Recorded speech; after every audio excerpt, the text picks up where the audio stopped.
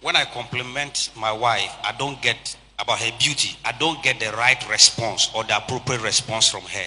What should I do? Okay. Yeah, you want to do that?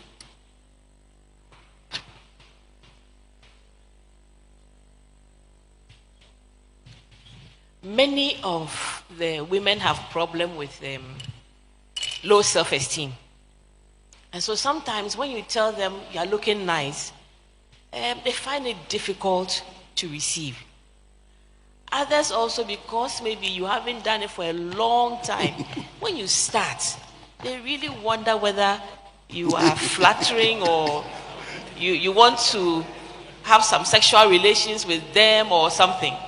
So they don't know which one it is. I would suggest that you give them time. Number two, like we said, Auntie Serena said, education.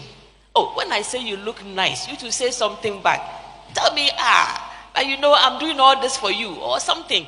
Then you tell her what you want to hear. Gradually, she will pick it up and then she will start responding the way you want her to respond.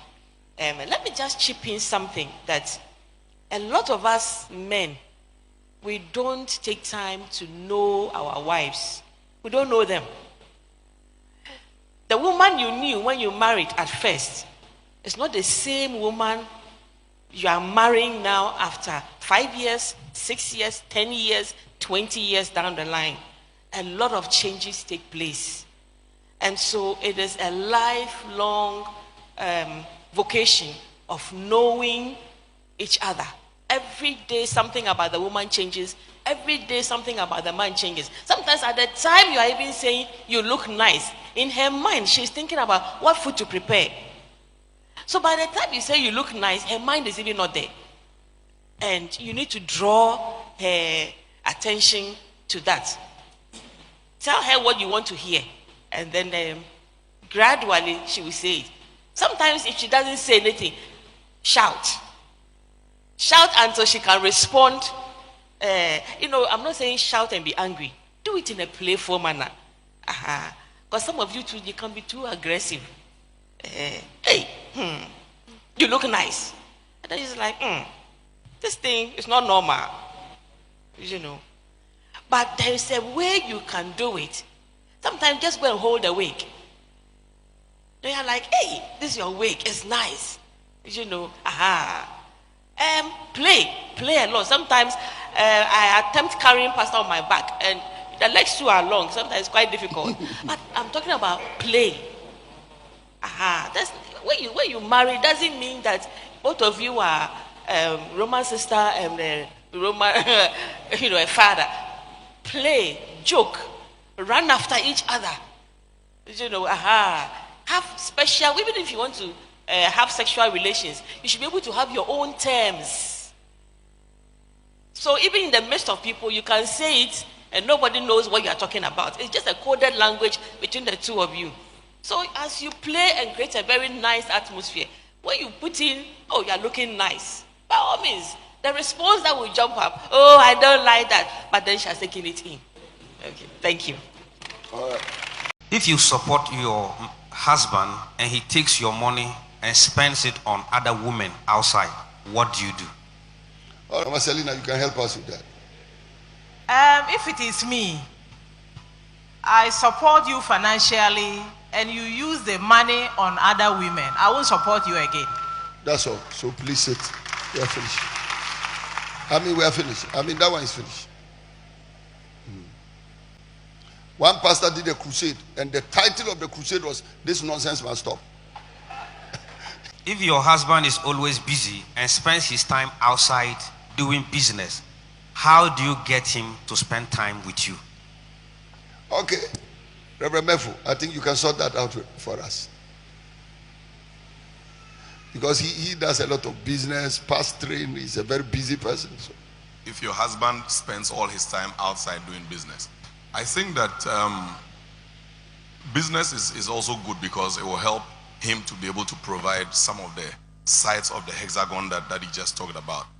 But you, the wife, like Mommy said, you must become interested in the business that he does. In my marriage, when we were 3 years into the marriage and the business started and it was getting serious, my wife was not very much in the business. She was concentrating on her career and all of that. And I was going into the business. Then some friend of mine, a female friend, came into the business and said, oh, she's interested in the business and would like to also join as a partner so that we do it together. I said, no problem. Let's do it. Immediately this one started, I realized that my attention was then drifting. And the problem was also because, it wasn't just because somebody had come in, but I needed somebody who would also give attention to my needs when it comes to the business. When I get home and I'm talking about business, I need somebody who would communicate back. When I come home and I've got a disappointment, I need somebody who will be able to understand and talk to me back on those issues, but I didn't have it. So we had to eventually get my wife to become interested. She became very interested. Now I think that I'm following her in the business because she's now become very interested in it. The only side she's not interested is the financial side of things. She likes to do the business and sort all these things. So I think that you should, whoever it is, try and get to know more about the type of business and read more about business. If that's what interests him, read about it and then give suggestions, give advice. And when he comes home and he's talking, listen to him and communicate back. Because we always want somebody who would support. Otherwise, we will find our support and our joy in talking to other people, and that will steal their attention. Thank you very much. Kindly put in this for us. What about if the man doesn't want you in the business? Because some of the women are faced with that dilemma where he doesn't even want you close to anything he's doing. In that case, what do you do?